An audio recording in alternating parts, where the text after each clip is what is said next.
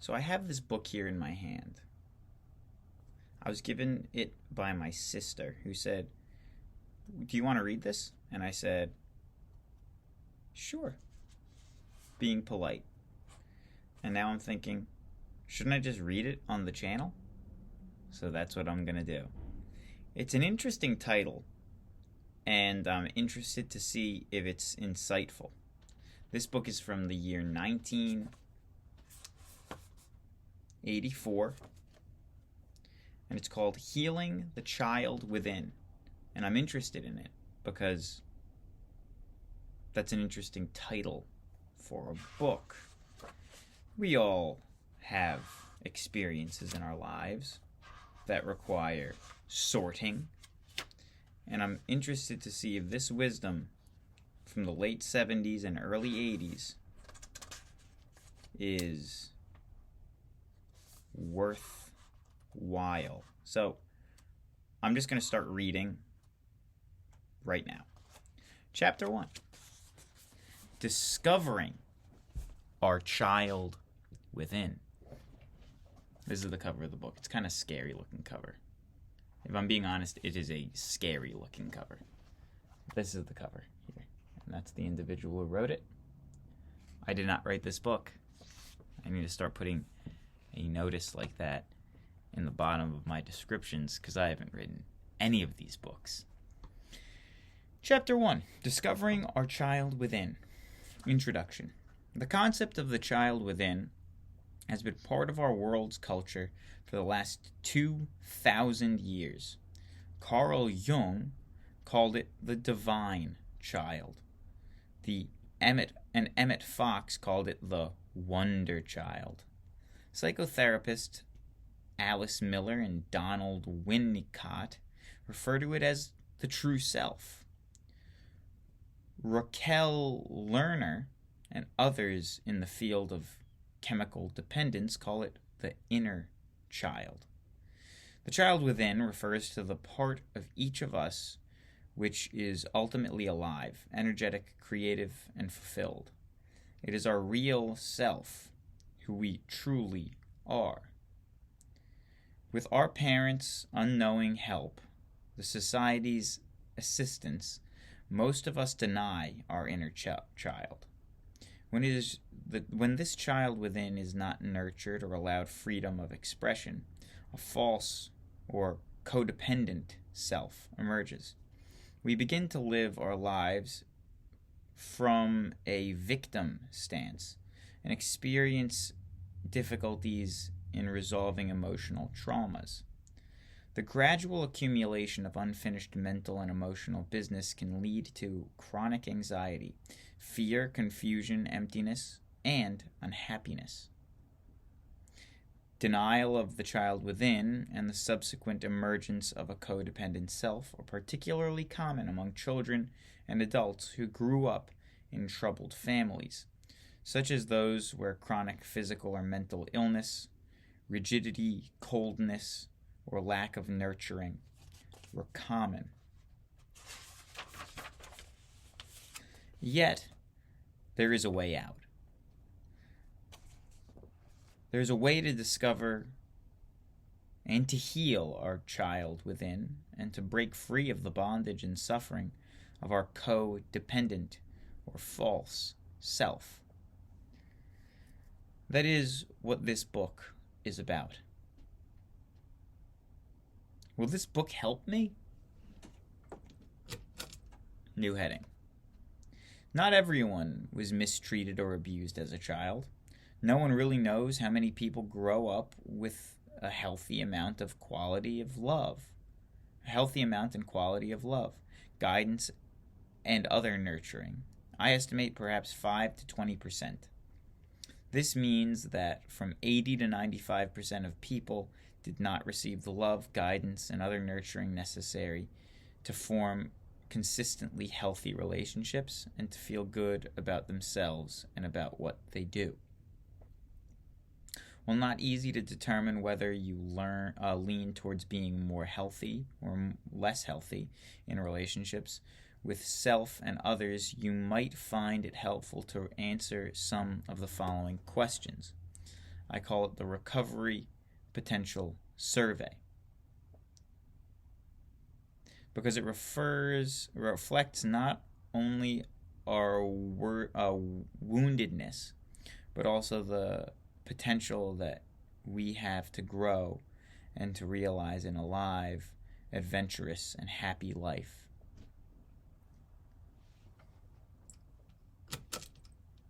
Recovery Potential Survey. I'm just going to read through the questions, and if you're interested, you can slow the video down and answer them yourself. Recovery Potential Survey. Circle or check the word that most applies to how you truly feel. Question 1. Do you seek approval and affirmation? Never, seldom, occasionally, often, usually. 2. Do you fail to recognize your accomplishments? Never, seldom, occasionally, often, usually. 3. Do you fear criticism? Never, seldom, occasionally, often, usually. Number 4. Do you overextend yourself? 5. Have you had problems with your own compulsive behavior? 6. Do you have a need for perfection? 7. You are uneasy, or are you uneasy when your life is going smoothly? 8. Do you feel more alive in the midst of crisis? 9. Do you care for others easily, yet find it difficult to care for yourself? Number 10. Do you isolate yourself from others? 11. Do you respond with anxiety to authority figures and angry people? 12. Do you feel that individuals and society in general are taking advantage of you? 13. Do you have trouble with intimate relationships? 14. Do you attract and seek people who tend to be compulsive? I don't know what that means. Compulsive. What does compulsive mean? 15. Do you cling to relationships because you are afraid of being alone? 16. Do you often mistrust your own feelings and feelings expressed by others? 17. Do you find it difficult to express your emotions? If you answered occasionally, often, or usually to any of these questions, you may find it useful to continue reading. These questions are modified from Al-Anon Family Group in 1984 with permission. Other questions to consider. Question 18. Do you fear any of the following? Losing control, your own feelings, conflict and criticism, being rejected or abandoned, being a failure. All of those are never, seldom, occasionally, often, usually. Question 19. Is it difficult for you to relax and have fun? 20. Do you find yourself compulsively eating, working, drinking, using drugs, or seeking excitement? 21. Have you tried counseling or psychotherapy, yet still feel something is wrong or missing? 22. Do you frequently feel numb, empty, or sad? Never, seldom, occasionally, often, usually. 23. Is it hard for you to trust others? 24. Do you have an overdeveloped sense of responsibility? Do you feel a lack of fulfillment in life? Do you have feelings of guilt, inadequacy, or low self-esteem? 27. Do you have a tendency towards having chronic fatigue, aches, and pains? 28. Do you find that it is difficult to visit your parents for more than a few minutes or a few hours? 29. Are you uncertain about how to respond when people ask about your feelings? Question 30. Have you ever wondered if you might have been mistreated, abused, or neglected as a child? 31, and finally, do you have a difficulty asking for what you want from others? If you answered occasionally, often, or usually to any of these questions, this book may be helpful to you. If you answered mostly, never, you may not be aware of some of your feelings.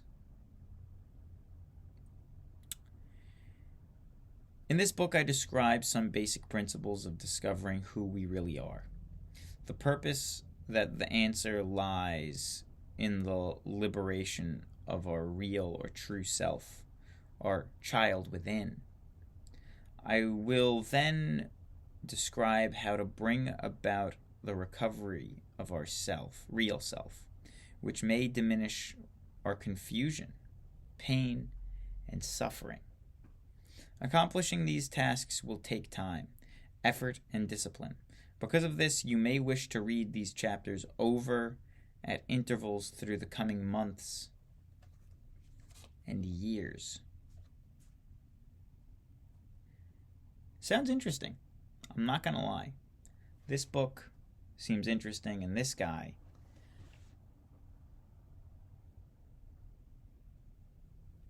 seems like he knows his stuff. That's that for chapter 1.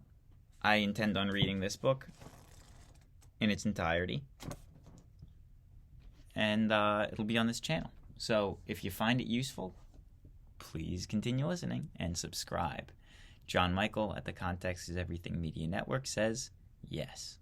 God bless. Goodbye.